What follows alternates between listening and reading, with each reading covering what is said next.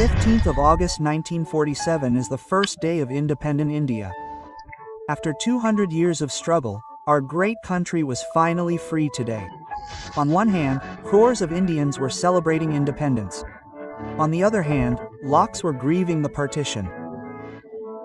That evening at 5 p.m., Lord Mountbatten was to hoist the Indian tricolour flag after taking down the British flag in Princess Park near India Gate.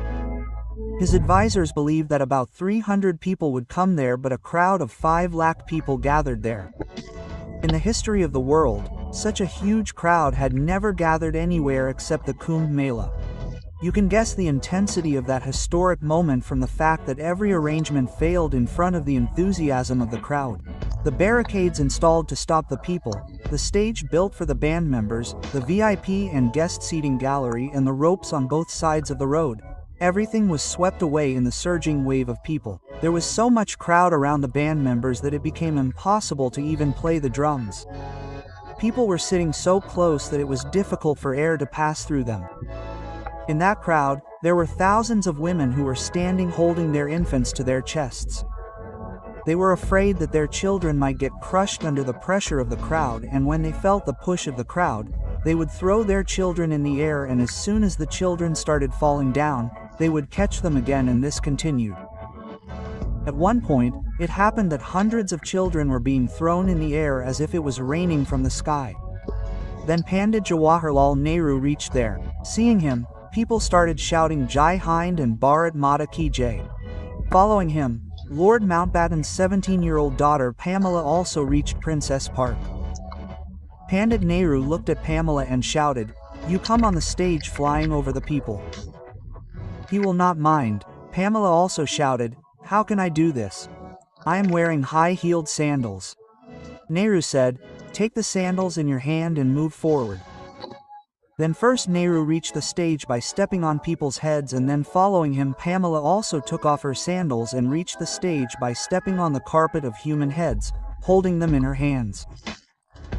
Sardar Patel's daughter Maniben Patel was already present there, but Lord Mountbatten, who hoisted the Indian tricolour for the first time, was nowhere to be seen. A few minutes passed like this, and then Mountbatten's buggy reached there, which was so badly stuck in the crowd of people that he could not even think of getting out of it. So he looked at Pandit Nehru and shouted, "Let's hoist the flag." After which the great Indian tricolour was hoisted in Princess Park, and Mountbatten stood on his buggy and saluted the tricolour. For the first time, the words that came out of the mouth of those 5 lakh people who were watching this historic scene with their own eyes were Bharat Mata Ki Jai, and they shouted the second slogan, Mountbatten Ki Jai, Pandit Mountbatten Ki Jai. In the entire history of India, no other Englishman had the good fortune of hearing people shouting this slogan with such heartfelt emotion. That day, Viceroy Mountbatten got what his great-grandmother Queen Victoria had not been able to get, nor did any of her other children. And when this voice echoed, Mountbatten's hair stood on end and tears came to his eyes. There was such joy in the hearts of the people of India at that historic and sweet moment that sad chapters like the Battle of Plassey, the atrocities of 1857, and the bloody tale of Jallianwala Bagh seemed to have been lost somewhere. As soon as the Indian tricolour fluttered in the air, a rainbow appeared right behind it. It seemed as if nature was also ready to celebrate India's independence and make that moment more colorful. After experiencing this historic moment, when Mountbatten sat in his buggy and headed towards the government house, his wife Edwina made the tired women sit in her buggy. They were so exhausted that they almost came under the wheels of the buggy. Those women sat on the seats, which were covered with black leather and were made for the King and Queen of England to sit. India's Prime Minister Jawaharlal Nehru was also present in the same buggy, but since there was no seat available for him, he sat on the hood of the buggy. The scene became a symbol not only of freedom but also of equality and brotherhood. Friends, in today's video, we are going to take you on a tour of the country's first Independence Day, in which we will also see rare videos along with some such interesting stories, which will make you experience that historical day which was written in golden letters in the history of India. But before that, there is a small request to every Indian. Please like the video and write Jai Hind in the comment box. The year 1945, on one hand there was the Second World War and on the other hand the movement of the great freedom fighters of India had broken the back of the British rule. The British had understood that if we stayed in India for a long time, we would not be able to return alive from there. In such a situation, when Richard Attlee became the new Prime Minister of Britain as soon as the World War ended, he immediately took a big decision and announced in the House of Commons of Britain on the 20th of February 1947 that we will completely liberate India by the 30th of June 1948. But with the passage of time, the date of India's independence came closer. Actually, the responsibility of liberating India was handed over to the country's last Viceroy, Lord Louis Mountbatten. Initially, Mountbatten was going to take 1 year to complete this task. But now India was slipping out of the hands of the British. Then the last Governor-General of British India, C. Rajagopalachari, warned Mountbatten that if you wait till June 30th, 1948, then you will be left with nothing to return power. After this warning, Mountbatten decided to give India early independence. During that time, Muhammad Ali Jinnah was adamant that I want a separate country for Muslims. However, Jawaharlal Nehru, Sardar Patel, Mahatma Gandhi and many senior leaders of Congress were not in favor of this. Jinnah was even offered to be made the Prime Minister of independent India in place of Pandit Nehru. But Jinnah did not agree and Mountbatten accepted his condition. A meeting was held at midnight on the 2nd of June and Mountbatten himself requested Mahatma Gandhi to be a part of this meeting. But he was afraid that Gandhi might say something that would cause discord between the two. When Gandhiji reached there, Mountbatten got up from his chair and quickly moved forward to welcome Mahatma Gandhi, but suddenly he stopped in the middle. Gandhi stopped him by placing his finger on his lips. The Viceroy understood that today is Gandhi's death. After this, Mountbatten explained his entire plan. Gandhi took an envelope and started writing something on the back of it. While writing, he filled 5 envelopes, in which he wrote that I regret that I cannot speak. I keep a silent fast on Monday. While taking a silent fast, I have kept the scope of breaking it in only 2 situations. One when there is a need to talk to a high official about an important problem. The other when there is a need to take care of a sick person. But I know that you do not want me to break my silence today. After this, Gandhiji got up and left from there. The next day, i.e. on the 3rd of June 1947, Mountbatten called a press conference and announced that India will be given independence on the 15th of August 1947. With this, 2 separate countries will be formed in the form of India and Pakistan, whose constitutions will also be different. An interesting thing here is that before the press conference, Mountbatten had not thought of the date of independence. Rather, when the journalists asked him the date, he quickly chose this date. Because during World War II, on this date, the Japanese army under his leadership surrendered to Britain. Suddenly, there was an explosion from London to India on the date of independence decided and declared by his own will. No one had thought that Lord Mountbatten would end the history of Britain in India in this way. At the same time, this news brought happiness and enthusiasm among the countrymen, for the freedom for which millions of freedom fighters had sacrificed their lives. Now the day was near when the whole country was going to breathe in the open air of freedom.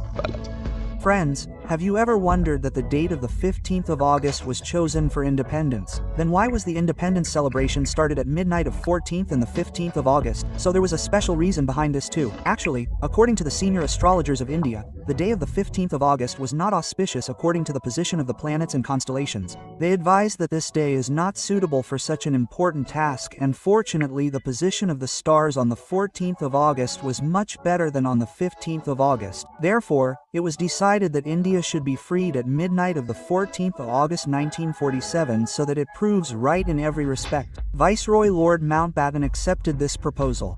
Independence Day celebrations were organized in the Central Hall of Parliament House in Delhi at 11 p.m. on the 14th of August. The celebrations were started by Sucheta Karpalani, who later became the first woman Chief Minister of Uttar Pradesh.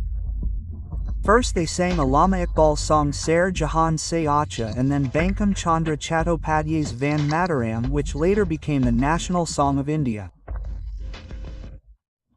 At exactly 11:55, the first Prime Minister of independent India, Jawaharlal Nehru, gave his historic speech Trust with Destiny. He started his speech with, "Many years ago we made a promise to destiny, and now the time has come when we will fulfill that promise of our destiny to a great extent. At midnight, when the world will be sleeping, India will wake up for life and freedom." Quote, he further said that, "We are standing at the door of this freedom, that India is not the country of any one sect.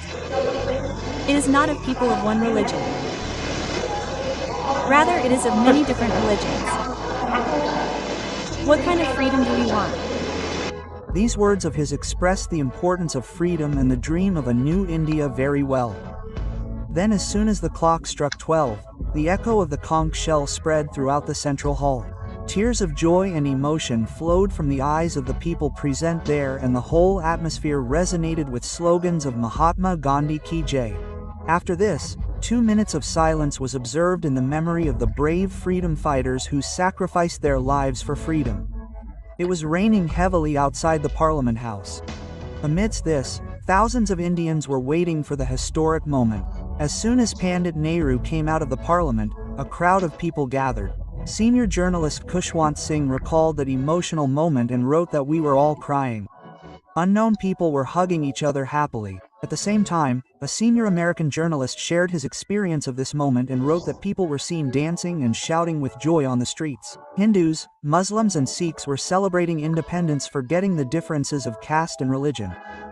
The atmosphere was as if it was New Year's Eve at New York's Times Square. At 8:30 a.m. on August 15th, Lord Mountbatten administered the oath to Jawaharlal Nehru as the first Prime Minister of independent India. Let us watch a rare video of this historic moment and take the oath of service to the nation in front of all our Prime Ministers from the hands of Chief Justice of Federal Court Justice Shri Harilal Kanhaiya. Similarly, the head of the new government Pandit Nehru and other heads are taking the oath of service to the nation from the hands of Governor General. This celebration of independence was not only being celebrated in Delhi but all over the country. The Indian tricolor was fluttering everywhere. People were gathering on the streets and singing patriotic songs. Slogans of Bharat Mata Ki Jai, Mahatma Gandhi Ki Jai, Jai Hind and Jai Bharat were echoing everywhere, and while breathing in the open air of freedom, all Indians were chanting Jai Hind with tears in their eyes, remembering those revolutionaries who sacrificed their lives to get the country freedom. But on the other hand, in some parts of the country, people were also bearing the dreadful pain of partition. For them, the night of the 14th of August was not a happy night but a dark night full of sorrow, pain and suffering. You can see about this from the link given in our detailed video description. So friends, in honor of the great revolutionaries who put their happy lives and lives at stake to make India an independent nation, please write Jai Hind Jai Bharat in the comment box. If you like this video, please like and share it. Make sure to get 5,100 likes, and don't forget to subscribe to our channel and ring the bell nearby for such rare videos. Jai Hind Vande Mataram.